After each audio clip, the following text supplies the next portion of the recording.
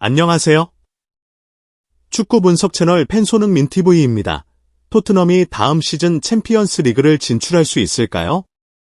빅클럽들은 매년마다 우승이 목표이지만 클럽이 아닌 팀들은 다른 목표들을 가졌습니다. 잔류가 목표이기도 하고 위 안에 드는 것이 목표이기도 하고 챔피언스 리그가 목표이기도 합니다. 토트넘은 잔류, 7위가 아니라 4위를 목표로 하는 팀입니다. 그 정도는 되는 팀이에요. 그래서 기준을 B클럽에 비하면 형편없는 팀인 거지. 유럽 전체 팀으로 보면 상위권에 속한 팀이라고 하는 겁니다.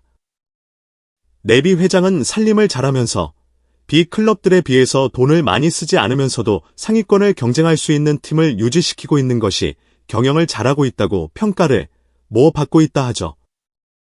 아니, 그러니까 다음 시즌 챔피언스 리그를 출전할 수 있냐고.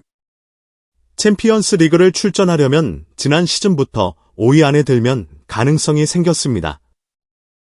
유럽 대항전 리그 랭킹에 따라서 추가 출전권을 배정하는 건데 유럽 대항전 성적이 좋은 리그 두 곳이 출전권을 얻게 되는 것입니다.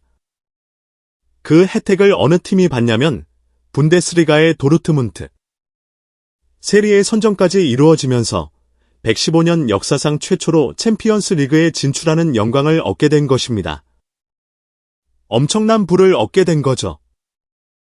그리고 도르트문트는 지난 시즌 챔피언스 리그 준우승 팀입니다. 준우승의 혜택은 없습니다. 그럼에도 챔피언스 리그 진출을 하게 된 이유. 역시 지난 시즌 5위를 했고 분데스리가가 더 점수가 높아서 도르트문트가 챔피언스 리그를 계속 출전할 수 있게 되었습니다. 이처럼 올 시즌 유럽 대항전에서 프리미어 리그 팀들이 성적이 좋다면 5위까지 챔피언스 리그를 진출할 수 있기 때문에 토트넘이 5위를 한다면 가능합니다. 그럼 토트넘이 5위가 가능할까요? 네. 현재 리그 5위가 어디냐면 맨시티. 맨시티와 11점 차이입니다. 11점을 남은 12경기 안에서 좁히는 건 정말 어렵습니다. 왜 아스날이 웨스트햄에 패배한 후에 아르테타 감독이 저런 비참한 표정을 하겠습니까? 리버풀과의 승점 차가 11점 차로 벌어지게 되면서 우승이 불가능하다고 확신하고 있고 아니, 돈을 쏟아부었는데 이뤄낸 게 없어서 경질될 수도 있다고 합니다. 맨시티 계속 패배만 할 건 아니지 않습니까?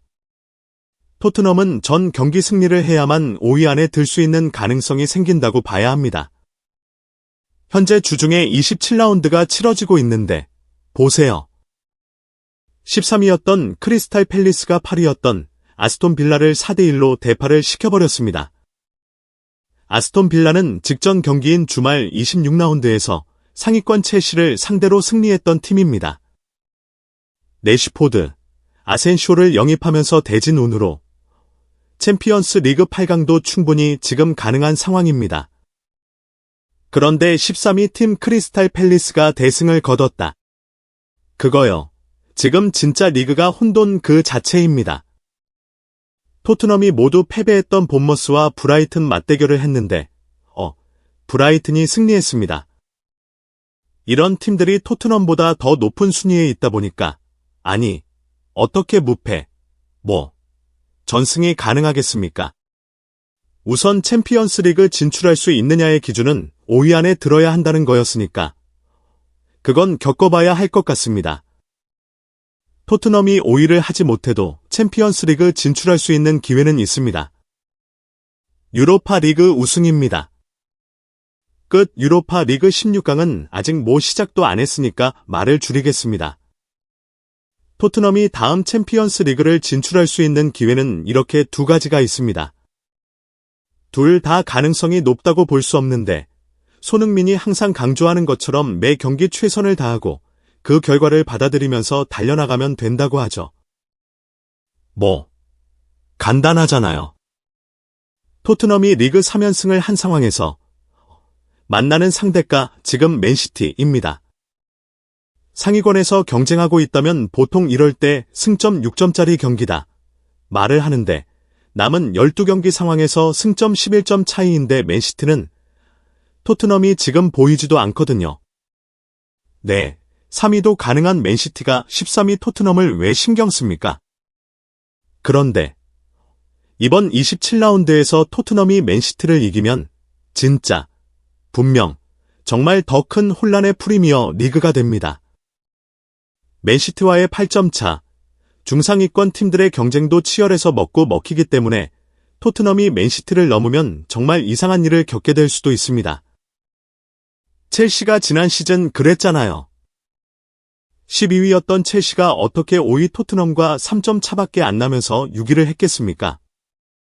토트넘이 무패전승이 아니더라도 다른 팀들이 이런 혼돈을 일으키고 있다면 가능성도 있는 거죠. 토트넘이 그럼 맨시티를 이길 수 있을까요? 여기서 몇 가지 흥미로운 상황이 있습니다.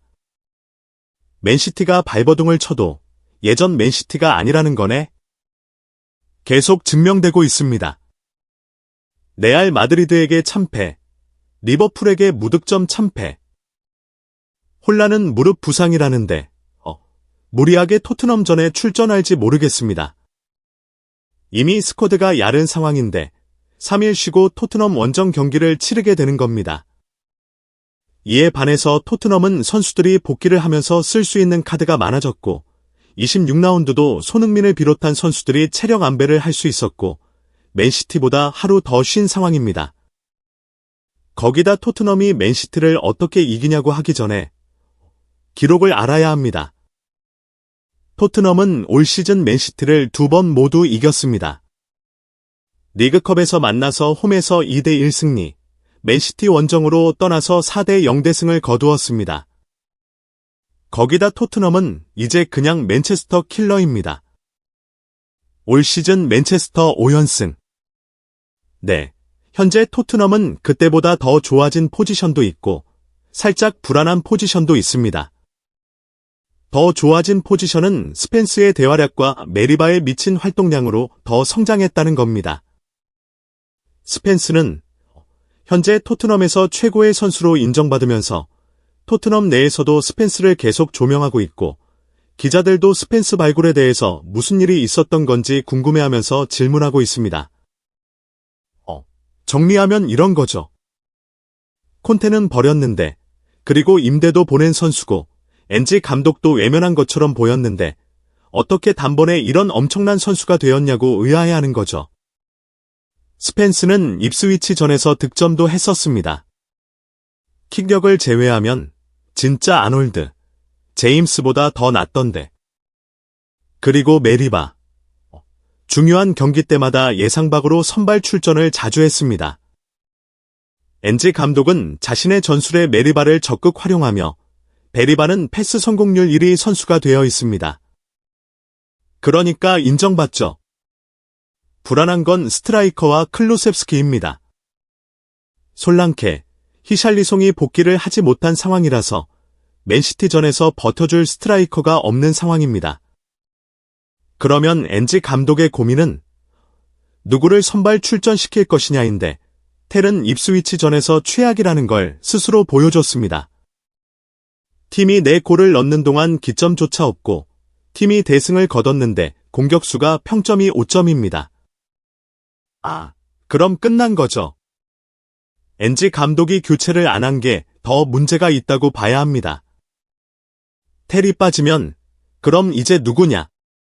손흥민이 컨디션이 올라오니까 왼쪽을 털어버려서 스트라이커로 두는 것도 아쉽고 그 자리를 모두 베르너로 대체하는 것도 도박입니다. 그래도 선택을 해보자면 오토베를 윙어로 두는 게 낫지 않을까요? 아니면 불안하다고 했던 그 한 사람, 클루셉스키. 클루셉스키 인터뷰에서 그런 말을 했습니다. 지금 40% 체력으로 경기를 뛰고 있다. 클루셉스키는 그런 말할 자격이 됩니다. 얘는 정말 아예 쉬지도 못했습니다. 국가대표로서도 모든 경기를 다 선발 출전했고요. 부상도 없었으니까 더 그렇습니다. 쉼을 줄 방법이 없었죠. 입스위치 전에서도 그 상황을 알고 있으면서도 엔지 감독은 클루셉스키를 선발 출전시켰다. DS, 포로를 쉬게 했다고 했으니까 클루셉스키를 정말 또 선발 출전시켜야 한다면 스트라이커로 두고 메디슨을 출격시키는 건 어떨까요?